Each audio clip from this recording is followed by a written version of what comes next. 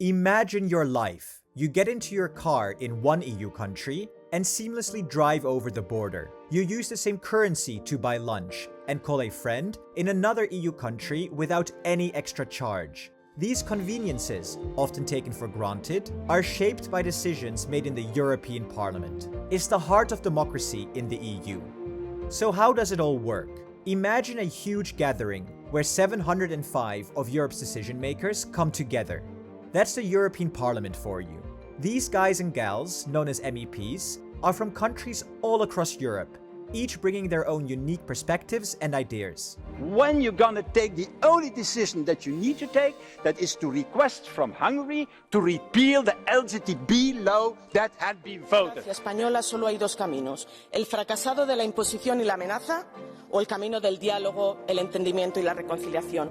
Señor Weber, mentir no está bien. Y usted ha mentido. Should stop now and start again, because I don't think this is a good start of the debate.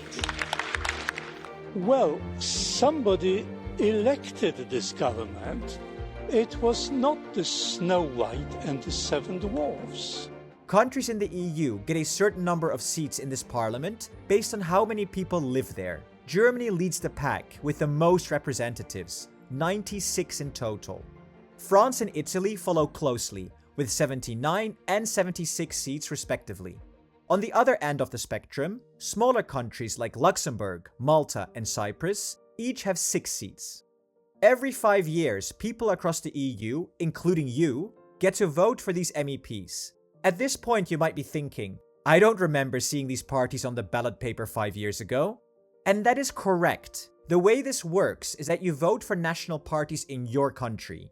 These national parties are then grouped into larger EU-wide political groups, who get a certain number of seats in the European Parliament. The laws these MEPs vote on, they impact everything from your education to job prospects. For example, the German CDU-CSU, the Spanish PPP, and the French LR belong to the European EPP political group. This means that if you are German and you vote for the CDU, you are indirectly casting a vote for the EPP. To see the affiliation of your party to political groups in the EU, check out the link in the description. Now you're probably very familiar with your own country's parties, but might be wondering about these big European groups that they join. It's important to know who they are, because your local party's views might not perfectly align with their European group counterpart. Let's break down these groups from biggest to smallest. The European People's Party, also called EPP, they're all about economic stability and keeping national identities strong. The Progressive Alliance of Socialists and Democrats, these guys push for social justice and a greener Europe. Renew Europe, they're the middle ground, mixing liberal values with a pro-business attitude and a strong belief in the EU. The Greens and European Free Alliance, they are big on environmental protection and human rights. The European Conservatives and Reformists, they want to shake up the EU and give more power to national parliaments.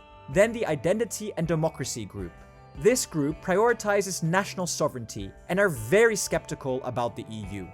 And the left, they stand for social equality and human rights, pushing a left-wing agenda. Now get ready for change. From June the 6th to June the 9th, it's election time across the EU. Imagine a 4-day-long spectacle spanning 27 countries in 24 official languages. Sounds overwhelming, right? Well, don't worry. This channel will guide you through the journey with weekly updates and explainers, ensuring you make your vote count. So make sure you subscribe today. And guess what? We're going even deeper with special videos dedicated to each European group and their manifestos. Plus a recurring video series looking at the European Parliament polls, the race for Commission President, and the standout moments of the election. Crafting these in-depth videos takes a lot of time and resources, but we believe it's worth it. And here's where you come in. Your support, no matter the size, means the world to us. It keeps this channel alive and kicking.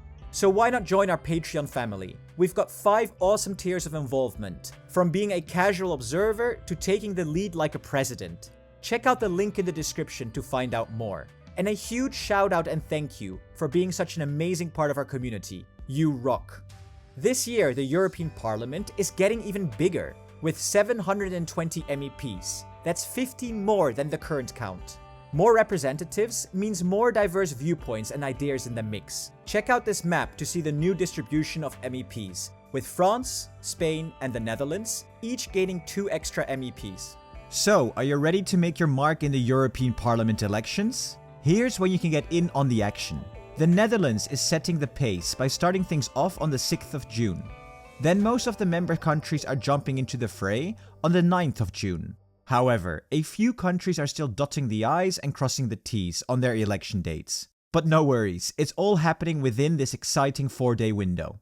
With the European elections in June 2024 will be a decisive year.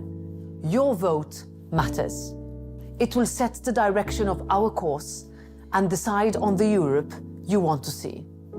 In the past years, we have come a long way. We have been active and decisive where it matters. Today, the European Union is stronger and more united than ever before. But the world is changing. We must keep striving to make our Europe fairer and safer. But for that, Europe needs you to take part, to voice what it is that you want changed. This will be Europe's year. This must be your moment. Yet voting turnout in the European elections varies drastically from country to country. Here's a fun fact. In 5 countries, voting isn't just a right, it's mandatory. That's right. In places like Belgium, skipping out on voting could hit your wallet with a fine. Despite this, it's a bit of a shocker that turnout of European elections is generally low, around the 50% mark 5 years ago. The EU affects our lives greatly, so make sure you get out to vote. And lastly, there's the almighty European Commission, the executive arm that really puts the EU's plans into action. Here's the deal. When you cast your vote for a political group in the EU elections, you're not just choosing your MEPs, you're also influencing who becomes the president of the European Commission. It's like a 2-for-1 deal. Typically, the political group that scoops up the most votes gets to have their leading candidate in the running to be president. But there's a plot twist. It's not all about the votes. The European Council, a group of heads of state from each EU country, also throws their hat in the ring. They have a really big say in the final decision, making sure the person who lands the job has the backing of both the voters and the leaders across Europe. There is some controversy here, as some people would say that there's a democratic deficiency, but this is a topic for another video. So your vote is super powerful, shaping not just the parliament, but also helping to decide who steers the ship at the Commission. So who will win? Currently, the center-right EPP group is projected to get the most seats, followed by the center-left S&D. But the more right-wing, Eurosceptic-leaning parties within the EU are growing fast. Therefore, it is still all to play for, so make sure you subscribe to stay in the loop of what is happening. And as mentioned before, if you want to support our channel further, please sign up to Patreon. Every bit of support, no matter the size, helps. Thanks for watching, and until next time.